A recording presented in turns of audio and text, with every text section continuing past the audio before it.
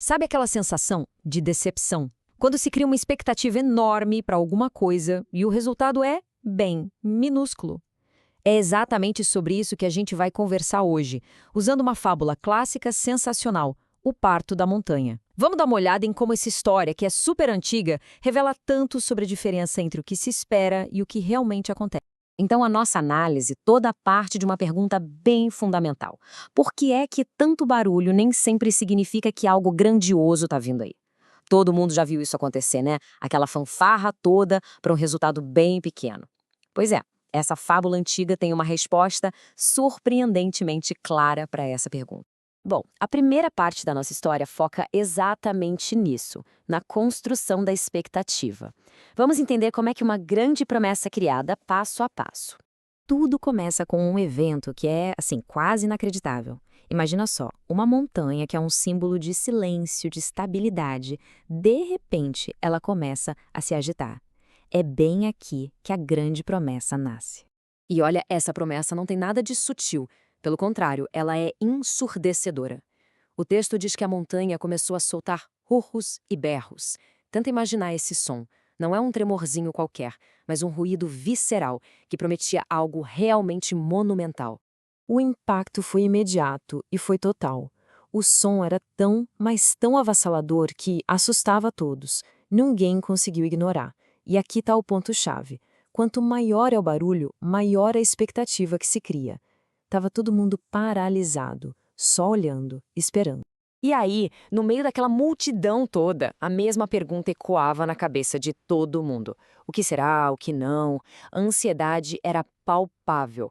Com uma promessa tão grandiosa assim, a imaginação de todos, claro, disparou, especulando sobre o que poderia estar por vir. E no final, a expectativa coletiva chega a uma conclusão. Era a única explicação que parecia lógica para tanto barulho.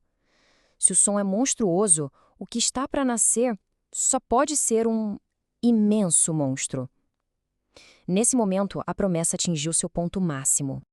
E agora chegou o momento da verdade. Depois de tanto alarde, de tanta expectativa, a realidade está prestes a ser revelada. E a montanha parece um ratinho. É isso mesmo, um ratinho. Para e pensa nisso por um segundo. Depois de todo aquele barulho, todo aquele drama, o resultado é esse. É um anticlímax total. O contraste entre o monstro que todo mundo esperava e o rato que de fato apareceu é tão absurdo que se torna cômico, mas também profundamente revelador. Mas essa história é muito mais do que uma piada, claro. A força dela está na lição. Então a gente chega ao ato final, a moral da história, que é onde tudo faz sentido. A moral da história é direta e é poderosa. Os que prometem mundos e fundos espantam-nos afinal com o nada que dão de si. É uma forma muito elegante de dizer que muitas vezes as maiores promessas acabam levando aos resultados mais vazios. E aqui a gente vê o coração da fábula em duas partes. De um lado, a promessa de mundos e fundos, essa ideia de algo ilimitado, gigantesco. Do outro, o resultado, o nada, a ausência total de substância. É o contraste perfeito entre o barulho e o silêncio, entre a expectativa e a dura realidade. Mas por que essa história, tão antiga, ainda parece tão atual? Porque ela é uma ferramenta incrível para a gente decifrar o nosso próprio mundo. Não é só uma fábula, é uma lição que, sinceramente, nunca envelhece. Então, vamos transformar os elementos da fábula em metáforas para o nosso dia a dia? A montanha pode ser qualquer grande promessa, sabe? Um produto novo e revolucionário, uma campanha política, um projeto grandioso. Os gritos são marketing, o hype nas redes sociais, toda a expectativa que é gerada em volta. E o ratinho? O ratinho é a realidade, aquele resultado muitas vezes modesto ou até decepcionante que sobra depois que o barulho todo vai embora. E isso tudo nos leva à reflexão final. A fábula nos oferece um filtro, uma lente para a gente enxergar o nosso mundo tão barulhento. A pergunta que fica no ar é a seguinte: que montanhas estão gritando à nossa volta hoje?